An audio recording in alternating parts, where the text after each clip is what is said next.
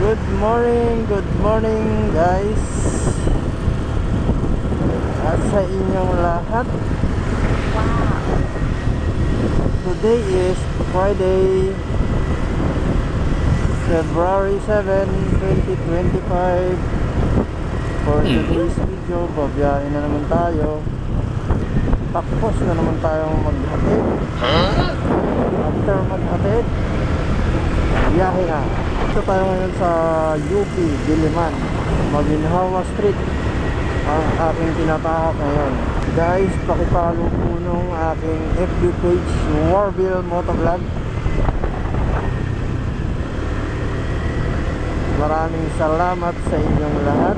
Sa mga nakapollow sa akin, shout out sa inyong lahat. Hindi ko na kayo iisa-isahin to. Shout out sa 8,400 plus followers. Sana tuloy-tuloy na to guys. Salamat sa mga sumusuporta kay Warville Motovlog. Alright, anyway, ako'y nag-aantay na ng first booking. Kasi muna tayo, one bar na lang si Ranger.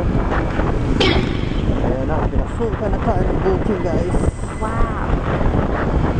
Cashless, medyo malayo siya. Siyempre, papagas muna tayo. Alright, first booking. Punta ng Manila, 152.28. Ako'y pamunta na sa pick up para sunduin si passenger. First booking natin. Nandito na tayo sa Maynila. Iatid ko na nga yung first booking natin. So waiting na naman tayo ng booking. Di umabot. Anak ng pinatay. Hirap dito sa Maynila. Higpit sila dito sa lalo sa disregarding traffic sign. Proceed na tayo sa second booking. Time check 7:01. Papunta siya ng Pasay guys. Cash payment 125. So yung unang booking natin 152 plus 125. Puro long ride yung biyahe natin yung umaga.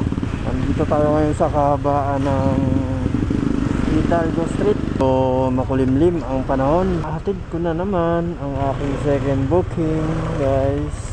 Dito tayo sa MOA Pasay. Waiting na naman tayo ng booking.